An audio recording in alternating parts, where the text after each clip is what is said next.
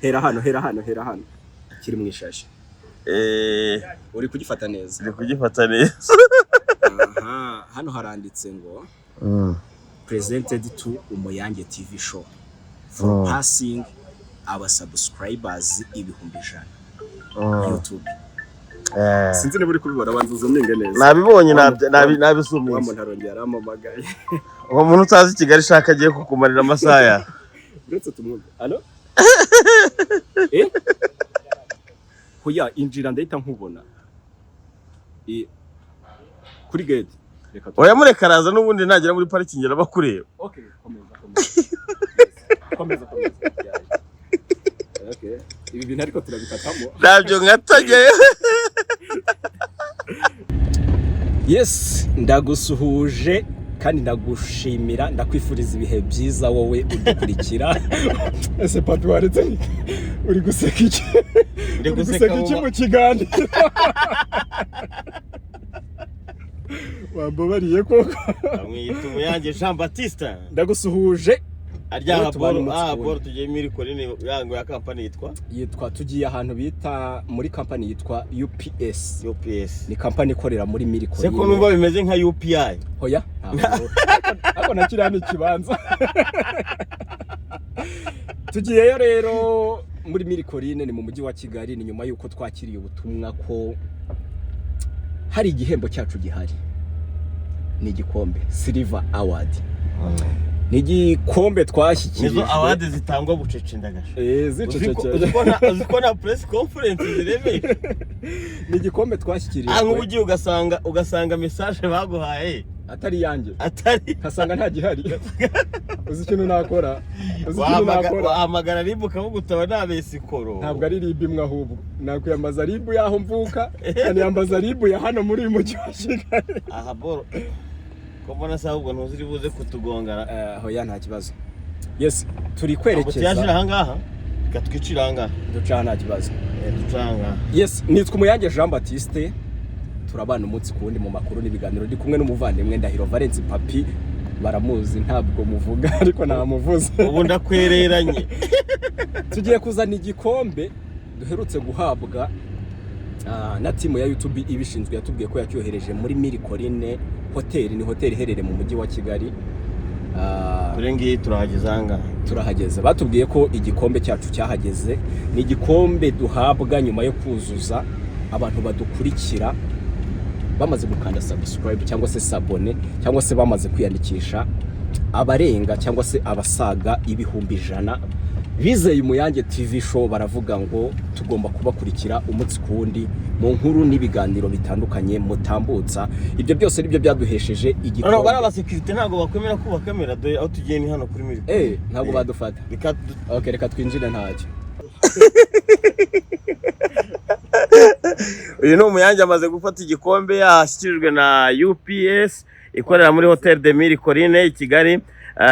Nyirizina ni ibintu navuga ko ari amateka akomeye cyane ku Umuyange Jean Baptiste. Urabona ni ibyishimo byinshi cyane avuga ati igikombe nyamuneka naragikobokeye ntago nabana naragikobokeye ngo bagisindane imitsi.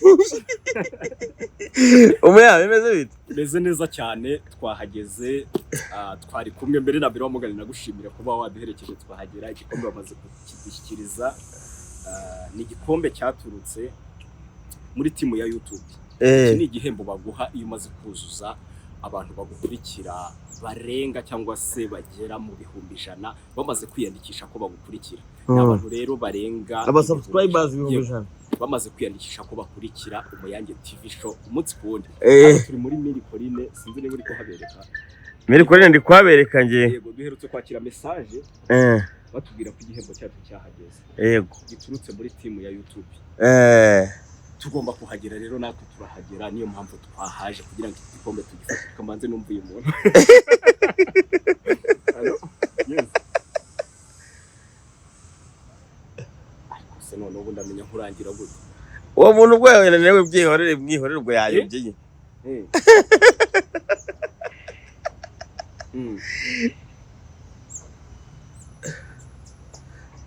Ese ube uri gushaka nde wabuze?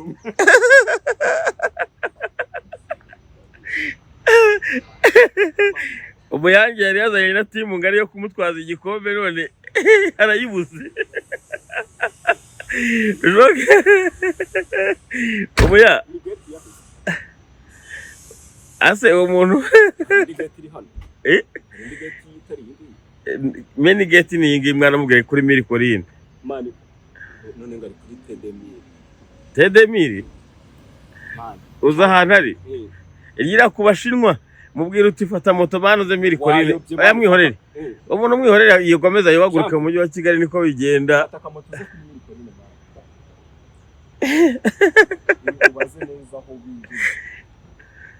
Ariko ubu yabishoboke kuba ushaka kuba Kigali igoye isi no mu ijuru Eh. Yego twari dukomeje Nubundi byakomeje ntabwo twize dukupa. Ntabwo akatinze. Eka. Nabaraba ntabwo tubikuraho. Erega abantu benshi bazi kuri ubu comedy. Yego twabwiraga abantu ko twaje gushyikira igikombe by'umwihariko ntabwo twavuga ko ari icyacu ahubwo twavuga ko ari icya rusange by'umwihariko abantu badukurikira umunsi ku wundi abakoze subscribe by'umwihariko nibo batumye iki gikombe tukibona cyangwa se nibo batumye tugitsindira. Uyu munsi twaje kugitwara turi buze gufata umwanya uhagije dufungure turebe. Oya n'ubundi uragifungurira hanga. Ugifungure tuyitereka abantu. Unatubwire niba hari abo gitura, hari abo ushimira se cyangwa tugifungurira aha. Uragifungura ukereka abantu ariko se umugani ugiye ugasanga harimo nk'ipamba. Reka tugifungure. Kandi bakiguheza nabonye ari urupapuro usinya. Kubera igitekerezo cya papi ati reka turebe bataba baduhaye igicukuri. Kombe reka tugifungure twereke. Rwa rupapuro nsinye buriya ni ikintu kigaragaza ko wakiriye. You have received. Yego kubera ko baba baraguhaye ubutumwa bakumenyesha ko igikombe cyahageze. Bakubwira ko witwaye neza. Ibi byose rero bituruka n'ubundi mu kazi wakoze ariko n'ubundi baragucekinga bakareba ko ibyo wakoze byemeranyije n'amategeko yabo. Ngo hari igihe abantu bagura aba followers. Icyo gihe waguze aba followers ntabwo wakibona. Ihembo ntabwo wakibona. Kandi ikindi nakubwira buriya tujye tunashimira n'abantu bagenda babishyiramo uruhare. Abafatanyabikorwa bacu by'umwihariko batwizeye. Abantu bizeye Muyange TV bakemera ko tugendana mu rugendo rwacu rwa buri munsi mu nkuru mu biganiro dukora. Ni bamwe mu baba baratumye tugera kuri ibi bintu nabo cyane cyane Muganga Gape ni umwe mu bantu batwizereyemo dukorana urugendo. Muganga Gape si ubwo si umwamamariza? Yego turakorana cyane. Ahubwo ubwo Muganga Gape amafaranga abone nayo akura mu mafaranga yawe ntabwo akabaye umushimira kubera ko ahubwo yakagombye kongera amafaranga. Oya ni umufatanyabikorwa wacu wakadasohoka ntabwo ari ukuba dukorana gusa ni umwe mu bantu bakora ibishoboka byose ngo dukomeze gukora agafaranga kaza gake gake. Yego Muganga Gape rero nawe ni umwe mu bantu tugendana umunsi ku wundi cyane kugira ngo abantu barabizi. Ese ko biba bitsindagiye ikarito tuyice. Oya wica birashoboka ko wayifungura neza ukakibona. Reka dufungure gake gake. Irafunguka rwose nta kari ngombwa ngo karito yice. Barenze umunsi yabaye cameraman. Aba ni umunyamakuru wigize hino zuninge. Nzi ko tutari bugifungurira ariko bibaye ngombwa ko tugifungurira aho bakira. Uru n'urwandiko rwayo tuhave tubizi neza ko igikombe cyacu bakiduhaye. Gira ngo akanaga ponje barakabona kaba kariho kugira ngo bagikipinge neza kize kimeze fresh cyane. Ariko akangaka cyo kavuze n'ubundi n'ubutumwa bakwandikira bakubwira courage. Do you remember kubyo wakoze kubyo wageze? First subscribers 100. Aka gapapuro nako abantu benshi wenda bagiye babibona na gapapuro kazaho hejuru nako kaba karasinyweho Zomingo n'umuntu wasinyeho. Ino sinya bari kuyibona. Uyu ni umuyobozi mukuru wa YouTube, ni CEO wa YouTube niwe wasinye kuri iyi nyandiko. Arangije ayohereza he kwa Muyange. Amazina yawe ayohereza kwa Muyange Jean Baptiste ku Muyange TV by'umwihariko Muyange TV show. Aka ni agapapuro rero karimo courage baba kwibutsa bakubaza niba wibuka umusubscribers wa mbere uko watangiye imvune wagize mbese nibyo umaze kugera. Ni umuntu ugamagaye. Igikombe rero ni iki ngiki. Igikombe ni iki ngiki rero ni nacyo tugezeho. Ikuremo neza. Hera hano kiri mu ishashi. uri kugifata neza. Ndi kugifata neza. Aha, hano haranditse ngo presented to Umuyange TV show for passing our subscribers 100,000 YouTube. Sinzi niba uri kubibona banzuza mninge neza. Nabibonye nabisumiye. Wa muntu arongera aramamagaye. Uwo muntu utazi Kigali shaka agiye kukumarira amasaya. Uretse tumwumve. Allo? Hoya injira ndahita nkubona. Kuri gate. Oya mureka araza n'ubundi nagera muri parking arabakureba. Okay, komeza. Okay. Ibi bintu ariko turabikatamo. Nabyo ngatage. Impamvu y'iyi video rero abantu benshi iyo babonye wujuje abasubscribers 1,000 basigara bibaza ibigendanye n'iki gikombe. Niyo mpamvu wenda tuje gufata ino award twavuga ngo reka tubyereka abantu bibone muri rusange nibiki biba birimo. None nzi ko turafata umwanya wo kuyifungura, papi ategetse ko tuyifungurira kugira ngo turebe ko atari ibicupuri.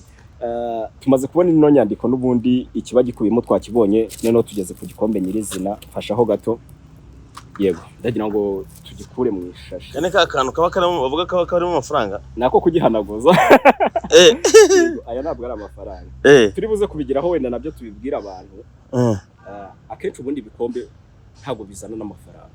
Sinzi niba ari ibyo cyangwa babeshya. Papi ibikombe ubitse mu nzu ibyazanye n'amafaranga n'ibingana.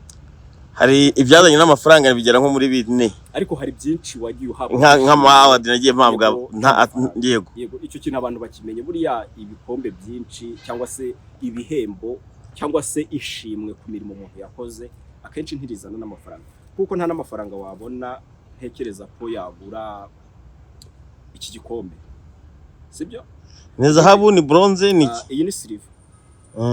Ni silver award. Igikoze muri silver mu ibe rya silver. Urumva n'ubundi ushaka kugurisha ukayigurisha agaciro ka silver nyirango murakazi. N'ubundi igikombe cyaba gihenze ndagira ngo ufate hano cyane. Abariho wibanda. Umuyange TV show. Barayibona? Barayibona? Yego. Umuyange TV show. Seko ndeba ibingi bari 100,000 ubu kuri miliyoni bizaba bimeze gute umuya. Ubona ugira 200,000 azongera baguha ikindi? Hoya.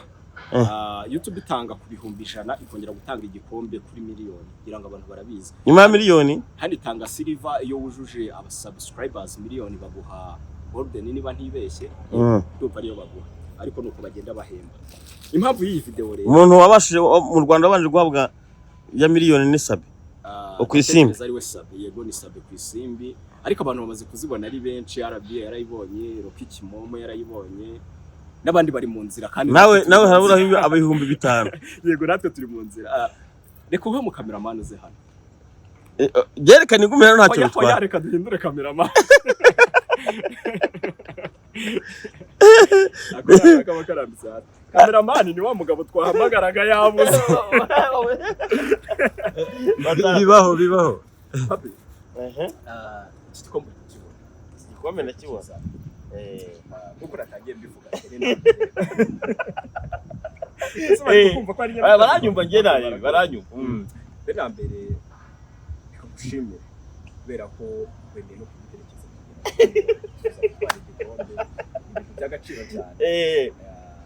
Wenda sinivuge byinshi ariko papi abantu bamuzi n'ubundi bamuziho ikintu abantu nzi neza bahuriyeho bazi kuri papi bamuzi cyane bamuziho supporting afashanya no kugira umugabo. Nta bacu umugari mu Kinyarwanda ngo nta mugabo umwe.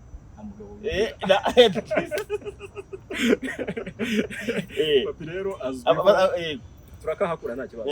Azwiho gusupportinga, naziho gufashanya. Ngira ngo niba nibuka neza dutangiriye cyane hari ikiganiro twakoranye. Umwe mu bantu twakoranye ikiganiro. Nawe ndumwe mu batumye abasubscribers bazamuka cyane. Ikiganiro cyanjye hazamutse abasabu bangahe? Urase wenda turaza kureba ariko byanga bikunda ikintu nemera. Umuntu wese uguhaye akaboko niyo yaba ari agatora. Hari ikintu biza. Hari ikintu biza ko YouTube abantu bayizi wenda cyangwa se abayikoreraho bayimazeho igihe cyangwa se n'abayijeho vuba. Ikintu bazi bahuriyeho nuko iyo ukora cyane niko uko ukora cyane niko abakurikira bagenda biyongera. Bisaba guhozaho nyine. YouTube ikenera ikenera quantity kurenza uko ikenera karite karite. na karite bayitaho ntabwo bagura iki Oya gikombe na karite nyine na karite bayitaho ariko rubanda rugukurikira rukenera quantity. yego kubera ko gushyiramo imbaraga cyane Yego. no mu ibaruwa batwandikiye mu byo bagarutseho batwereka imbaraga twakoresheje twashyizemo imbaraga Umuhate wawe. imbaraga zidasanzwe udacika intege gushyiramo imbaraga nyinshi cyane. Iki gikombe rero iyo kigeze ku muntu by'umwihariko tugakora video nk'iyi kiba kigamijwe bari kugira ngo werekane wa muntu uri gutangira uyu munsi ko ari bishoboka kuko twahereye ku muntu umwe sibyo turaziranye dufite umuntu umwe wowe kabisa tugera ku muntu none ugeze ku bihumbi 100 tugera ibihumbi 10 tugera ibihumbi 20 30 40 50 tugeze ku bihumbi 100 kabisa. iki gikombe rero ndagira ngo kivugireho amagambo y'abakuru. Igikombe bana igikombe ngiye kugitongera ugihesha umugisha igikombe ngiye kugitongera yego ariko courage mu byo ukora kandi uzafate byinshi kugeza ugeze ku cya miliyoni. 2025 utwaye igikombe cy'ibihumbi 100. 2026 uzafata icya miliyoni. Bubanda turabasabye buriya umuntu wakumye subscribe ari ugufyondaho gusa uriya n'ikiro cy'ibirayi ntiyakikugura ayandi mafaranga asabwa. ubwo rero abadafite ishyari abafite urukundo mukurikirane Umuyange TV show, mukomeze musubscribinge musharinge musabe inshuti zanyu kugira ngo umuhate wanyu tugeze ku wasabu miliyoni. Niyo gahunda yawe. God bless you brother. Thank you so much. I respect. Thank you. Yewe ndagushimiye. Yego. Uko buriya kwihiringa ukaba ku subscribers umwe ukagera ku wasabu ibihumbi 100 ni urugendo rukomeye cyane, ni uguca mu kanwa k'intare ugasohokera mu kabuno kayo. Yego. Tukiri aho rero yego iki gikombe iyo gifashe gutya ngiye mvuga ko atari icyanjye, uretse kuba wenda turi kumwe n'umuvandimwe Papi wemeye kuduherekeza twaza kugitwara, ariko muri rusange iki gikombe ni cy'abakunzi bacu. Abakurikira Umuyange TV, abareba ibiganiro byacu, abareba inkuru zacu umunsi ku wundi, nahoze mvuga abafatanyabikorwa, iki gikombe ni igishimangira ko wubatse icyizere kandi ukora ibintu byemewe. Ibyo ukora byemewe. Iki kiba giturutse muri Amerika kikagera hano i Kigali, baba bacekinze bakareba ko ibyo ukora biri mu murongo kandi byemewe kandi bifite abantu bigirira akamaro cyangwa se babikurikira.